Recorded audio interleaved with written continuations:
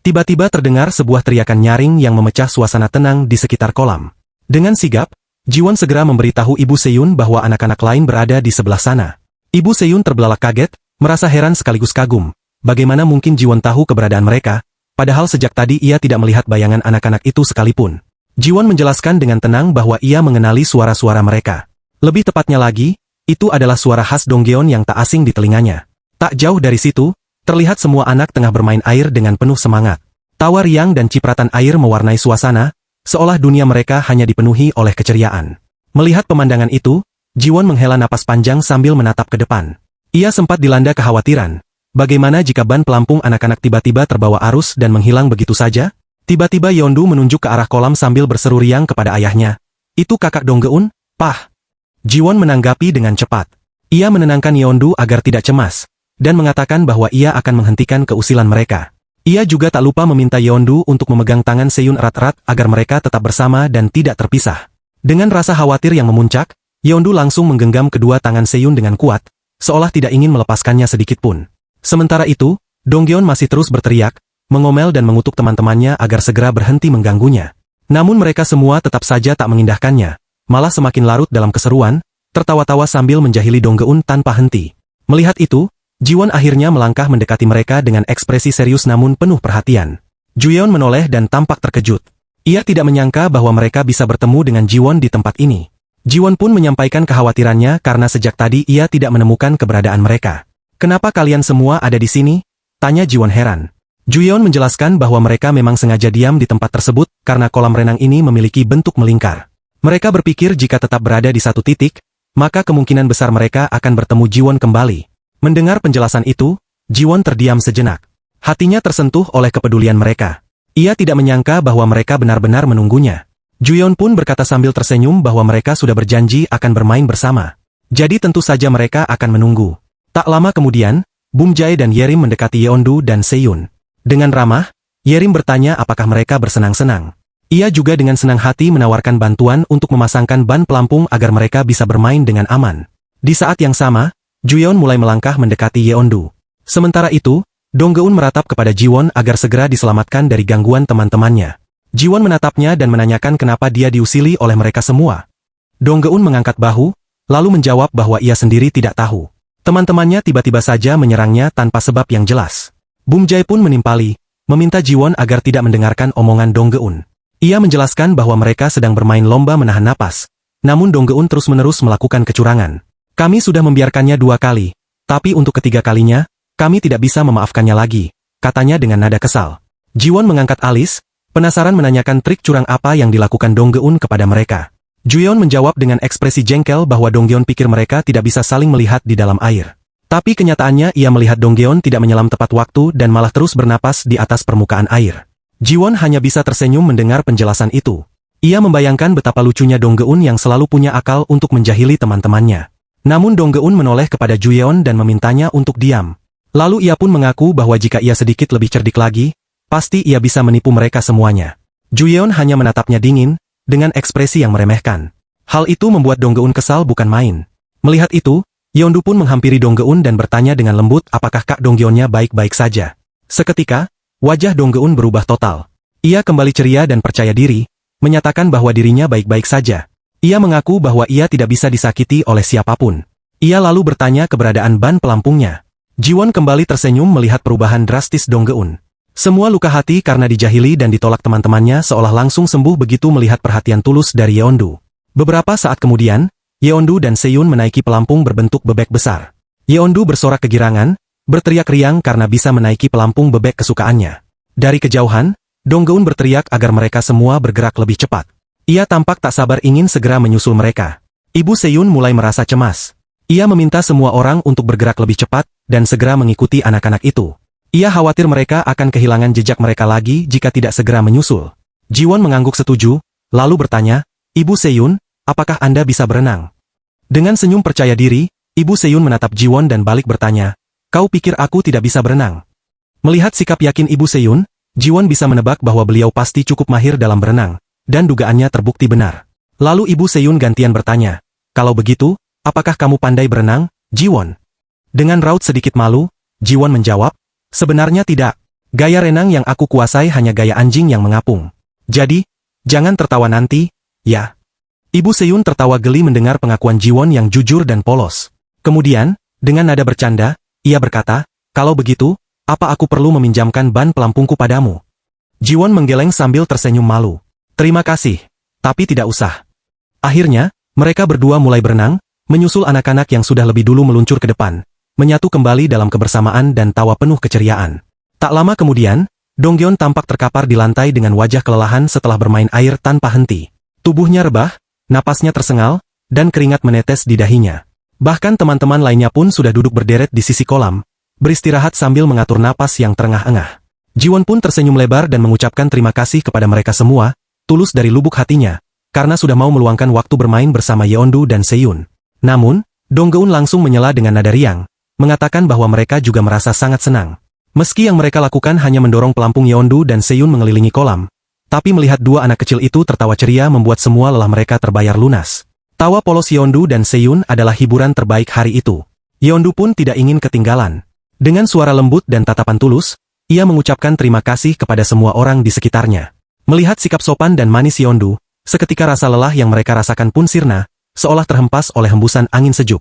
Seyun, dengan rasa malunya, pun akhirnya memberanikan diri. Dengan wajah sedikit merah dan nada pelan, ia ikut mengucapkan terima kasih. Sekali lagi, kehangatan pun menyebar di antara mereka.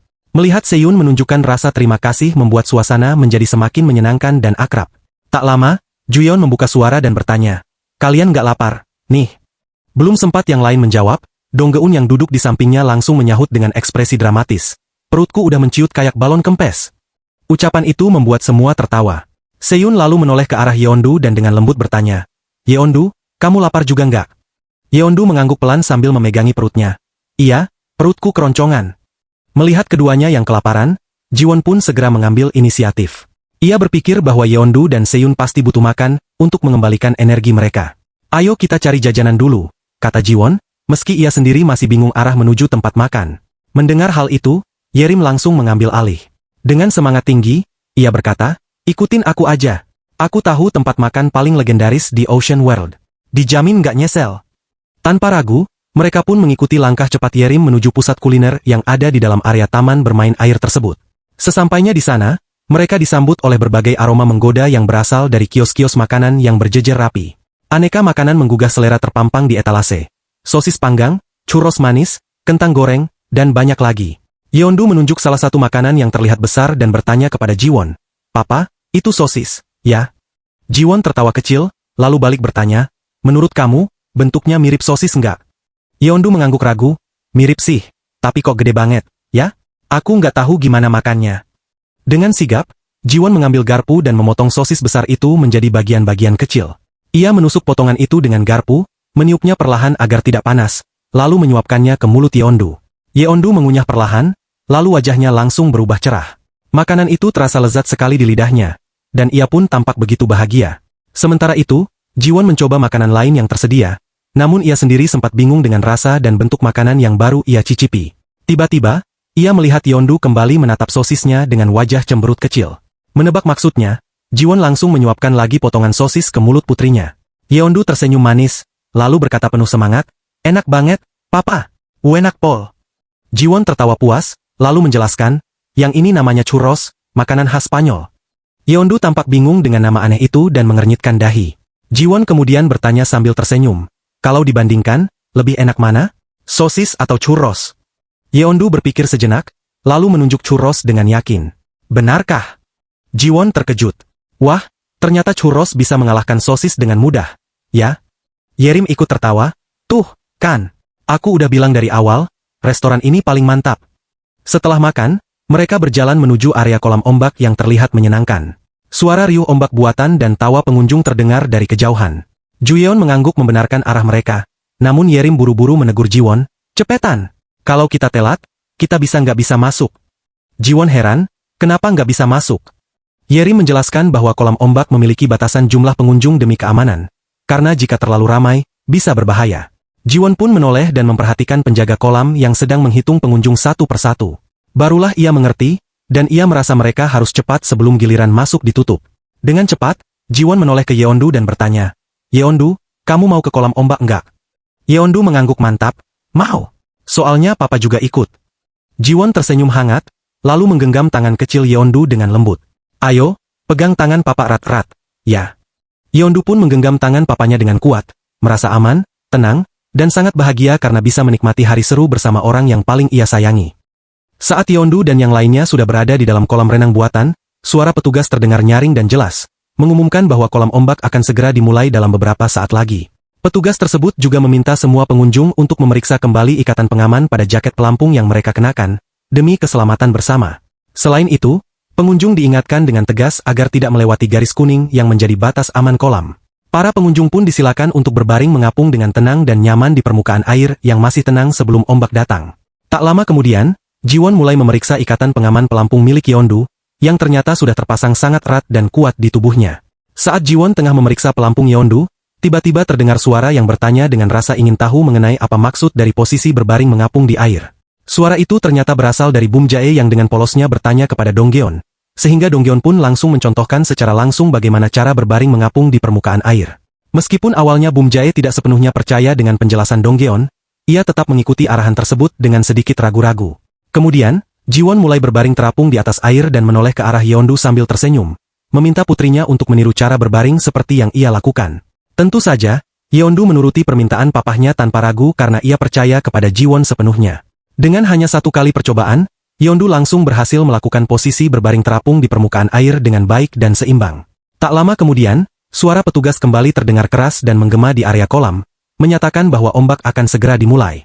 Riak air di kolam ombak perlahan mulai meninggi, membuat Jiwon dan Yeondu cukup terkejut saat tubuh mereka tiba-tiba dihempaskan oleh dorongan ombak pertama. Namun, Yeondu terlihat sangat senang dan berseri-seri karena menurutnya pengalaman tersebut sangat seru dan menyenangkan untuk diteruskan.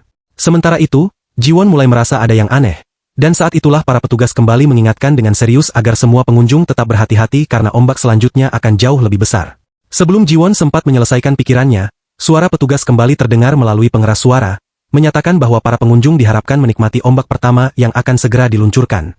Mendengar pengumuman itu, Jiwon langsung merasa panik dan gelisah. Ia bertanya-tanya dalam hati, jika itu adalah ombak pertama, lalu ombak yang sebelumnya itu apa?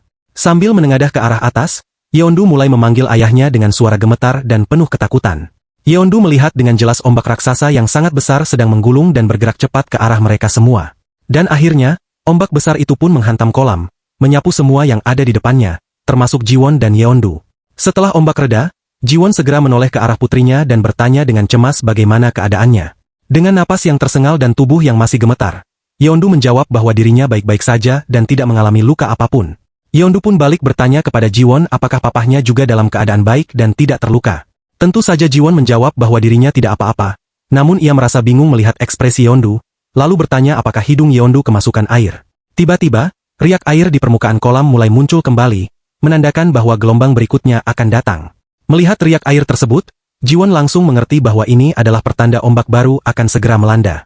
Sementara itu, Yeondu sudah bersuara dengan gemetar, mengeluh kepada ayahnya bahwa ia merasa takut dan tidak nyaman. Jiwon pun menyadari bahwa Yeondu merasa ketakutan karena tidak ingin hidungnya kemasukan air lagi.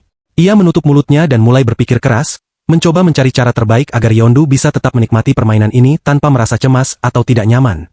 Bahkan Jiwon sempat berpikir apakah ia harus membawa Yeondu keluar dari wahana ini demi keselamatan. Namun, Jiwon mencoba memikirkan solusi lain agar air tidak masuk ke dalam hidung Yeondu saat ombak datang. Ia lalu menatap putrinya dengan penuh perhatian dan berkata bahwa ada cara agar hidungnya tetap aman dari air. Jiwon kemudian meminta Yeondu untuk memegang tangannya erat-erat dan kembali berbaring seperti sebelumnya di permukaan air. Ia menjelaskan bahwa saat ombak datang, Yeondu harus memejamkan matanya, menutup mulut, dan menutup hidung menggunakan tangan satunya lagi. Yeondu mendengarkan dengan seksama dan langsung menyetujui saran papahnya. Jiwon lalu menunjukkan secara langsung cara menutup hidung dengan tangan agar Yeondu bisa melihat dengan jelas. Seperti biasa, Yeondu langsung mengerti dan bisa melakukannya dengan baik tanpa kesulitan. Melihat Yeondu sudah bisa mengikuti dengan baik, Jiwon pun melepas tangannya karena Yeondu sudah terlihat lebih santai dan percaya diri dalam menghadapi ombak selanjutnya. Tiba-tiba, Donggeon berteriak kepada Jiwon untuk memperingatkan bahwa ombak besar akan segera datang dan menghantam seluruh kolam. Ombak besar itu bergerak cepat menuju semua orang yang masih berada di dalam kolam. Sementara Jiwon dan Yeondu masih belum sepenuhnya siap dalam posisi yang aman. Ombak semakin mendekat dan tampak sangat besar, siap menelan mereka berdua dalam satu hempasan. Jiwon merasa cemas memikirkan kondisi Yeondu, apalagi ombaknya sudah lewat dan tubuh mereka kembali terguncang. Namun, Ternyata Yeondu sudah dalam posisi siap, menutup hidungnya dengan benar menggunakan tangan seperti yang diajarkan sebelumnya. Jiwon langsung bertanya kembali dengan penuh rasa khawatir, bagaimana keadaan Yeondu setelah ombak itu. Kali ini, Yeondu menjawab dengan sangat senang bahwa air tidak masuk ke dalam hidungnya lagi dan ia merasa jauh lebih nyaman. Jiwon merasa sangat lega dan bahagia mendengar jawaban tersebut. Ia tersenyum puas karena usahanya melindungi Yeondu berhasil, dan Yeondu pun menyatakan bahwa wahana ini sangat seru dan menyenangkan untuk dicoba lagi. Tak lama kemudian, terdengar suara petugas yang mengumumkan bahwa ombak terakhir yang disebut Poseidon akan segera dimulai. Jiwon terkejut mendengar nama itu karena Poseidon adalah nama dewa laut dalam mitologi. Sementara itu, Yeondu tampak bingung dan bertanya kepada ayahnya, apa itu Poseidon dan mengapa disebut begitu. Dan akhirnya, setelah semua ombak selesai, mereka pun menuntaskan petualangan mereka di wahana kolam ombak dengan penuh cerita dan pengalaman yang tak terlupakan. Sementara itu, Jiwon dengan suara lembut namun tegas mengingatkan Yeondu agar tidak terpisah dari kakak-kakaknya saat mereka berada di tempat umum. Yeondu pun mengangguk penuh pengertian, menunjukkan bahwa ia memahami dan menyetujui nasihat dari papahnya itu. Dongyeon tampak sangat senang dan antusias saat mendekati Jiwon, karena akhirnya mereka memiliki kesempatan untuk berbincang secara langsung dan lebih dekat. Ia merasa momen seperti ini langka, apalagi mereka akan segera menikmati waktu santai bersama di sauna air panas, tempat yang nyaman untuk melepas lelah dan berbicara lebih dalam. Yerim juga menyampaikan kepada Jiwon bahwa para perempuan pun berniat untuk mengobrol santai di ruang khusus wanita. Ia mengatakan dengan semangat bahwa momen seperti itu akan mempererat ikatan mereka sebagai saudara. Jiwon merasa sedikit terkejut dan heran, karena ternyata para perempuan juga merencanakan sesi percakapan mereka sendiri. Ia tidak menyangka bahwa suasana relaksasi ini bisa menjadi ajang diskusi bagi semua. Tak lama kemudian, Yerim mengajak Yeondu untuk segera masuk ke dalam, agar dirinya bisa ikut berbincang dan bersenang-senang bersama para kakak perempuannya. Yeondu tampak bersemangat dan langsung menyetujui ajakan dari Yerim, yang membuat suasana menjadi hangat dan akrab. Sebelum berpisah, Jiwon sempat berpesan dengan penuh tanggung jawab kepada Juyeon, agar menjaga Yeondu dengan baik selama mereka di dalam. Juyeon tersenyum tenang dan dengan yakin mengatakan kepada Jiwon agar tidak khawatir karena ia akan memastikan Yeondu aman dan nyaman. Ketika Jiwon memasuki kolam air panas, ia langsung merasakan sensasi segar dan kehangatan yang menyebar perlahan ke seluruh tubuhnya. Suasana yang hangat dan menenangkan itu membuat tubuhnya rileks setelah aktivitas yang melelahkan. Sementara itu, Dongyeon pun ikut merasakan kenyamanan luar biasa saat ia masuk ke kolam, sedangkan Bum Jae terlihat sedikit murung dan kurang bersemangat. Melihat ekspresi Bum Jae yang tak biasa itu, Jiwon segera bertanya dengan nada perhatian, apa yang sedang dirasakan Bum Jae. Bum Jae menjawab pelan bahwa ia tidak apa-apa, hanya saja sebelumnya ia sempat masuk ke kolam di bagian belakang, sehingga ketika ia masuk ke kolam air panas ini, airnya justru terasa dingin baginya. Jiwon mendengarkan dengan seksama, lalu mengajak mereka untuk berendam sebentar dan setelah itu pindah ke kolam lainnya. Dongyeon yang dikenal ceria, mulai bersemangat kembali. Ia pun dengan penuh semangat bertanya kepada Jiwon apakah mereka bisa memulai percakapan laki-laki sekarang, seperti yang biasa dilakukan di sauna. Namun, sebelum memulai, Dongyeon berkata bahwa ada satu hal penting yang ingin ia tanyakan terlebih dahulu. Jiwon merasa penasaran, ia menatap Dongyeon dan bertanya-tanya dalam hati tentang hal apa yang hendak disampaikan. Dongyeon pun menjelaskan bahwa sejak datang ke tempat ini, rasa hormatnya terhadap Jiwon semakin besar. Ia merasa bahwa Jiwon benar-benar layak menjadi sosok kakak bagi mereka. Bahkan di tempat santai seperti sauna pun Jiwon tetap menunjukkan sikap bijaksana dan dewasa. Bum Jae yang sedari tadi diam pun akhirnya tertawa dan setuju dengan pernyataan Dongyeon, menambahkan bahwa mereka semua merasa nyaman berada di sekitar Jiwon. Jiwon hanya tersenyum kecil. Ia merasa apa yang mereka katakan adalah hal biasa. Baginya, sudah sewajarnya jika ia dipanggil kakak. Maka ia pun harus bersikap seperti seorang kakak, kapanpun dan dimanapun mereka berada. Namun, tiba-tiba Jiwon menyadari sesuatu. Ia menunduk ke arah bawah tubuhnya, lalu mendadak panik dan langsung paham maksud sebenarnya dari sikap mereka. Ternyata mereka sedang menggoda dirinya. Dengan kesal, Jiwon langsung membalas dengan menyiram air ke arah mereka berdua, membuat suasana menjadi riuh dan penuh tawa. Dongyeon dan Bum Jae pun berteriak meminta maaf sambil tertawa geli. Setelah suasana tenang kembali, Dongyeon memulai kembali percakapan seriusnya. Ia bertanya kepada Jiwon apakah ada sesuatu yang ingin Jiwon sampaikan kepada mereka berdua. Jiwon menatap mereka dengan tatapan serius, lalu balik bertanya apakah mereka siap menerima jawaban yang jujur dan mendalam. Dengan semangat membara, Dongyeon mengatakan bahwa ini adalah percakapan serius antar laki-laki, jadi mereka harus jujur dan terbuka satu sama lain. Jiwon berpikir sejenak. Ia tahu bahwa biasanya, topik seperti ini berkaitan dengan perempuan atau impian masa depan. Namun ia merasa sedikit ragu untuk membicarakan hal pribadi tentang perempuan secara langsung. Akhirnya, Jiwon menanyakan kepada Dongyeon apakah ia memiliki impian dalam hidupnya. Dongyeon dengan wajah sedikit malu menjawab bahwa ia ingin menjadi seorang guru yang mengajar anak-anak kecil. Namun, ia ragu impiannya itu bisa terwujud. Jiwon pun merasa bingung karena menurutnya Donggeon adalah anak yang pintar dan berbakat. Donggeon tertawa kecil dan mengaku bahwa ia hanya bercanda, karena faktanya, ia dan teman-temannya sekarang bersekolah di sekolah seni. Jiwon tersenyum lalu berpaling kepada Bum Jae dan bertanya tentang impian hidupnya. Bum Jae menjawab dengan jujur bahwa ia merasa sangat senang ketika bisa membantu ayahnya, sehingga ia berniat membantu menjaga toko Eden milik ayahnya kelak. Jiwon mendengarkan dengan bangga, lalu berkata bahwa mereka berdua benar. Ia juga menyarankan agar selama masih muda, mereka memanfaatkan waktu sebaik mungkin untuk membuat keputusan-keputusan penting dalam hidup mereka. Merasa suasana sudah tepat, Jiwon berpikir tidak ada salahnya membuka pembicaraan yang lebih dalam. Maka, ia mulai bertanya kepada Donggeon, apakah benar Donggeon menyukai Juyeon? Donggeon langsung terdiam, wajahnya memerah seperti tomat matang. Sementara Bum Jae tertawa dan mendesaknya untuk jujur, bahkan berjanji tidak akan membocorkan apapun. Dengan suara pelan dan malu-malu, Donggeon mengaku bahwa ia menyukai Juyeon, tapi hanya sebagai teman. Bum Jae langsung protes dan menyiram wajah Donggeon dengan air sambil berkata bahwa Donggeon tidak pantas disebut pria sejati jika hanya menyukai sebagai teman. Kesal, Donggeon pun balik menyerang dan bertanya kepada Bum Jae, bukankah selama ini sudah jelas bahwa Bum Jae menyukai Yerim? Dengan santai dan tanpa ragu, Bum Jae menjawab bahwa memang benar, ia menyukai Yerim. Namun, ia merasa bingung apakah rasa sukanya itu begitu terlihat jelas di mata orang lain. Ia pun bertanya kepada Jiwon apakah Jiwon juga menyadarinya. Dan tentu saja Jiwon menjawab bahwa ia sudah tahu sejak lama. Donggeon kemudian mulai menginterogasi Bum Jae, menanyakan sejak kapan Bum Jae menyukai Yerim. Bum Jae menjawab bahwa ia sendiri tidak yakin kapan tepatnya. Tapi belakangan ini ia baru benar-benar menyadarinya. Kemudian ia balik bertanya kepada Donggeon, dan akhirnya Donggeon mengaku bahwa ia sudah menyukai Juyeon sejak masih duduk di bangku SMP. Jiwon tersenyum hangat, merasa bangga karena Donggeon akhirnya berani mengungkapkan perasaan yang selama ini ia pendam di dalam hati. Setelah itu, Donggeon pun bertanya balik kepada Jiwon. Ia mengatakan bahwa mereka sudah menceritakan semuanya. Jadi sekarang giliran Jiwon untuk berbagi cerita. Mungkin ada sesuatu yang disembunyikan Jiwon dalam hatinya, atau kisah lucu tentang Yeondu yang belum mereka ketahui. Jiwon pun merasa bahwa sudah waktunya untuk mengatakan kebenaran. Terlebih hubungan mereka sudah sangat dekat dan bukan hanya sebatas kakak adik biasa.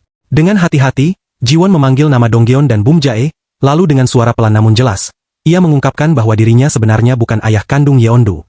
Mendengar pernyataan mengejutkan itu, Donggeon dan Bum Jae langsung terdiam. Mereka menatap Jiwon dengan ekspresi tak percaya, sulit memproses kenyataan yang baru saja mereka dengar. Salam sehat teman-teman channel Manhwa MFA. Dukungan dan support dari kalian adalah suatu kehormatan bagi saya untuk tetap semangat membuat channel ini makin maju. Subscribe, like, dan komentar kalian sangat saya nantikan. Semoga Anda dan keluarga Anda selalu diberikan kesehatan lahir dan batin. Terima kasih.